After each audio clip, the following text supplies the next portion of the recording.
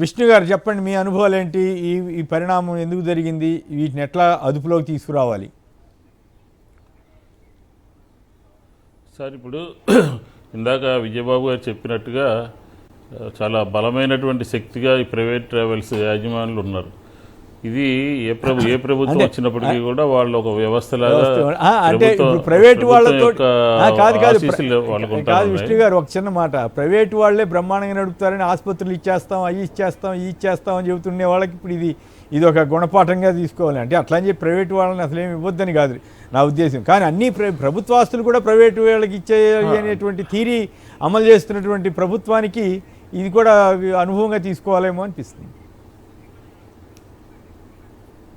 ఖచ్చితంగా అనుభవంలో తీసుకోవాల్సిందే కదా సార్. ఇప్పుడు ఈ సంఘటన అనేది చాలా దురదృష్టకరమైనటువంటి సంఘటన. అనుకోనిటువంటి వాళ్ళ కుటుంబాలన్నీ కూడా ఏ రకంగా రోడ్డును పడ్డాయో మనకి తెలిసినటువంటిది. అసలు ఈ రోడ్డు మీద తిరిగేటటువంటి ఇందాక జానకిరామ్ గారు చెప్పినట్టు పోలీసులు అలాగే రవాణా శాఖకు సంబంధించి ఇద్దరూ కూడా చేయాల్సినటువంటి పనులు ఏంటి? వాళ్ళు ఉన్నటువంటి ఏరియాలో రాత్రిపూట ఎవరన్నా స్పీడ్గా వెళ్తున్నారా, బస్సులు ఆపి కొంచెం 12 తెల్లారుజామున 5 గంటల మధ్యకాలంలో ఆపి వాళ్ళందరినీ కొంచెం ఎడ్యుకేట్ చేసి చేయాల్సినటువంటి కార్యక్రమం పూర్తిగా నిర్వీర్యం అయిపోయిందనమాట. ఈ రవాణా రంగంలో ఉండేటటువంటి అధికార వ్యవస్థ అసలు కనీసం పట్టించుకున్నటువంటి పరిస్థితే లేదు. ఎందుకంటే ఈ చూడండి 20 మంది దాదాపుగా వాళ్ళ యొక్క ఆవేదన, వాళ్ళ కుటుంబాల యొక్క సంబంధించినటువంటి బాధ ఎవరు తీరుస్తారు? ఎవరు వారిని ఓదార్చగలుగుతారు? ఎంత ఇబ్బందుల్లో ఉన్నారో వాళ్ళందరూ కూడా. దీని మీద ప్రభుత్వాలు కఠినంగా తీసుకోవాలి. ఎందుకంటే హైదరాబాద్ నుంచి ప్రారంభమయ్యి ఆంధ్రప్రదేశ్ గుండా పోయేటటువంటి వ్యవస్థ, అట్లాగే రోడ్ల మీద తిరిగేటటువంటి బస్సులకు సంబంధించినటువంటి అధికార యంత్రాంగం కొన్ని చర్యలు తీసుకోవాల్సినటువంటి అవసరం ఉంది కదా. ఎందుకని వదిలేస్తున్నారు? ఎందుకని పట్టించుకోలేకపోతున్నారు? ఇదంతా కూడా చాలా బలమైనటువంటి ఆర్టీసీకి నష్టాలు చేకూర్చేది, అలాగే ప్రజల ప్రాణాలు తీసేటటువంటిది ఈ ప్రైవేటు బస్సు యజమానులు అందరినీ కూడా సీరియస్గా తీసుకుని వీళ్ళందరినీ కూడా ఒక దారిలో పెట్టాల్సిన అవసరం ఉంది కదా. విజయవాడ కేంద్రంగా ఉండేది ప్రైవేటు బస్సులకు సంబంధించినటువంటి ఇదంతా కూడా ఆర్టీసీకి పూర్తి నష్టం కలిగిస్తూ ఉంది. అయినా ఎన్ని ప్రభుత్వాలు మారినప్పటికీ కూడా ఈ వ్యవస్థను ఎవరు కూడా ఏమీ చేయలేనటువంటి పరిస్థితి అయితే మనకి స్పష్టంగా కనపడతా ఉంది. ఉదాహరణకి ఈ విజయవాడ నగరంలో బస్సులు జాతీయకరణ సందర్భంలో, ప్రైవేటు బస్సులు జాతీయకరణ సందర్భంలో విజయబాబు గారు కూడా విజయవాడలో ఒక లీడర్గా ఉన్నారు యోజన దానికి సంబంధించి. అవన్నీ కూడా అప్పట్లో పోరాటం చేసినటువంటి పరిస్థితి అయితే విజయవాడ చరిత్రలో ఉంది. కానీ ఈ ప్రైవేటు బస్సు యజమానులు యొక్క ఆగడాలని రవాణా శాఖ ఎప్పటికప్పుడు చెక్ చేసుకుంటూ ఉండాలి, ఎవరికి ఇబ్బంది కలగకుండా ఉండాలి. ఫోర్స్ అంతా కూడా వేస్ట్ అయిపోతుంది. ఇందాక ఆయన చెప్పినట్టు రోడ్డు మీద వెళ్ళేటటువంటి, స్కూల్కి వెళ్ళేటటువంటి, ఉద్యోగాలకు వెళ్ళేటటువంటి వాళ్ళని ఆపి చర్యలు తీసుకుంటున్నారు తప్ప ఈ హైవే మీద వెళ్ళేటటువంటి అన్నీ కరెక్ట్గా వెళ్తున్నాయా లేదా? మన ప్రభుత్వం ఎందుకని సెర్చ్ చేయలేదండి? నిన్న హైదరాబాద్లో చేశారు, బెంగళూరులో చేశారు ఈ ప్రైవేటు యజమానులందరినీ. మన ప్రభుత్వం ఏమో ఎక్కడా కూడా పట్టించుకున్నటువంటి దాఖలాలు, పైగా ప్రెస్ మీట్ పెట్టి వైసీపీ మీద మాట్లాడతారు మంత్రులు. ఈ రకంగా దిగజారిపోయి మధ్యలో వైసీపీకి ఏం సంబంధం?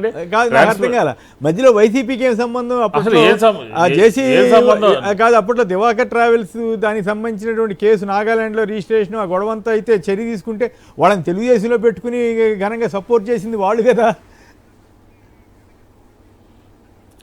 అదే చెప్పేది. నిన్న ఫైనాన్స్ మినిస్టర్, ట్రాన్స్పోర్ట్ మినిస్టర్ వీళ్ళందరూ వైసీపీ గురించి మాట్లాడతారు. అసలు ప్రభుత్వం ఎవరి చేతిలో ఉంది, దానికి కారణం ఏంటి, జరిగినటువంటి విషయాలు ఏంటి, ఏ రకంగా ఫర్దర్గా జరగకుండా చర్యలు తీసుకోవాలి, ఏ రకంగా ట్రాన్స్పోర్ట్ వ్యవస్థని రంగాన్ని రోడ్డు మీద తీసుకురావాలి, అధికారులు ఏ విధంగా మందలించాలి, ఏ రకమైన చర్యలు తీసుకోవాలి, ఏ రకమైనటువంటి మార్పులు తీసుకురావాలి.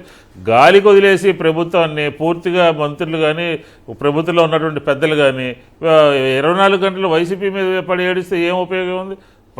ప్రజలు అధికారం ఇచ్చినప్పుడు ఏ రకంగా సంస్కరణలు తీసుకురావాలి, ఏ రకంగా ఇలాంటి సంఘటనలు జరగకుండా చర్యలు చేపట్టాలి అని ఆలోచన చేయాల్సినటువంటి అవసరం కనబడుతోంది కదా. ఇది చాలా దురదృష్టకరమైనటువంటి సంఘటన. ఇంకా రాబోయే రోజుల్లో ఎక్కడ ఎటువంటి సంఘటన జరిగినా కూడా దానికి ప్రభుత్వమే బాధ్యత వహించే విధంగా చర్యలు తీసుకోవాల్సిన అవసరం ఉంది. రవాణా శాఖకు సంబంధించిన బ్రేక్ ఇన్స్పెక్టర్లు కానీ వాళ్ళందరూ కూడా ఏ రకంగా తయారైపోతున్నారు? ఆఫీసులో కూర్చుని రోడ్డు మీదకి రాలేరా? రాత్రి 12 గంటల తర్వాత స్పీడ్గా వెళ్ళకూడదని, లేకపోతే ఇలాంటి సంఘటన జరగకుండా మధ్య మధ్యలో ఆపడము, వాళ్ళు క్లాస్ తీసుకోవడము, పంపించడము, చర్యలు ఏమీ లేకుండా. ఉదాహరణకి ఫ్లైట్ ఎక్కినప్పుడు డోర్ పక్కన అయితే కూర్చున్నటువంటి అట్లా కాదు, ఇప్పుడేమవుద్ది ఎక్కువ వేధింపులకు కూడా దిగుతారు, మమ్మల్ని ఏకేస్తున్నారని చెప్పి. అదొక యాంగిల్ అయితే, రెండో యాంగిల్ అసలు డ్రైవర్లకి వాళ్ళకి సరైన ట్రైనింగ్ ఇవ్వటం, ఇట్లాంటివి జరిగినప్పుడు అప్రమత్తంగా ఎలా ఉండాలని చెప్పటం, ఇలాంటి క్లాసులు కూడా పెట్టకుండా ఎవరిని పడితే వాళ్ళని డ్రైవర్లుగా పెట్టుకోవటం, ఇటువంటివి కూడా కొంత నష్టం చేసినాయేమో. ఇప్పుడు ఈ డ్రైవర్ సంగతి అదే కదా సార్. ఈ డ్రైవర్కి సంబంధించి గతంలో ఒక యాక్సిడెంట్ జరిగింది, కేసు పెట్టారు, తర్వాత ఇది చేశారు. అంటే డ్రైవర్స్ షార్టేజ్ ఉంటుంది. ఎవరు నేను డ్రైవర్ అని చెప్తుంటే ముందు కనుక చూడకుండా పంపిస్తారు. ఆ డ్రైవర్ చేతిలో 30 మందో 40 మందో ప్రాణాలు ఉంటాయి. ఇప్పుడు అదే కానీ డ్రైవర్ కనుక అందరిని అప్రమత్తం చేసినట్టుంటే వాళ్ళందరూ ఫ్రంట్ భాగంలో ఉన్నటువంటి వాళ్ళందరూ ప్రాణాలు కాపాడగలిగేవాడు కదా. అది అతని వైఫల్యం కూడా ఉన్నట్టుగా చెప్తున్నారు కదా, పత్రికల్లో రకరకాలుగా భిన్న కథనాలు వస్తున్నాయి కదా. కాబట్టి ఇప్పుడు ఫ్లైట్లో కొంత క్లాస్ తీసుకుంటారు, ఎక్కడైనా ఎమర్జెన్సీ వచ్చినప్పుడు ఏ రకంగా చేయాలి ఏంటంటే. అలాంటిది ప్రతి బస్సు ఎక్కేటటువంటి సందర్భంలో ఫర్దర్గా ఏదైనా ఇన్సిడెంట్ జరిగితే ఎట్లా బయటికి రావాలి ఏంటి చెప్పాల్సినటువంటి అవసరం ఉంది. దాన్ని క్లాస్ తీసుకోవాల్సిన అవసరం రవాణా శాఖ ఉంది. రవాణా శాఖ పూర్తిగా నిర్వీర్యం అయిపోయిందండి. దాన్ని తీసుకెళ్లి మెర్జీ చేసే ఆలోచనలో కూడా ఉన్నారంట వేరే డిపార్ట్మెంట్లో. కాబట్టి ఇలాంటి సంఘటనలు జరగకుండా ప్రభుత్వాలు సీరియస్గా తీసుకోవాల్సినటువంటి అవసరం అనేది స్పష్టంగా కనపడతా ఉంది. నాకు అర్థం కాలేదు ఎందుకు నిన్నంతా కూడా రైడ్ చేయలేదు ఆంధ్రప్రదేశ్లో ప్రైవేటు బస్సుల మీద అని చెప్పని ఒక ప్రశ్న కూడా వెంటాడుతూ ఉంది.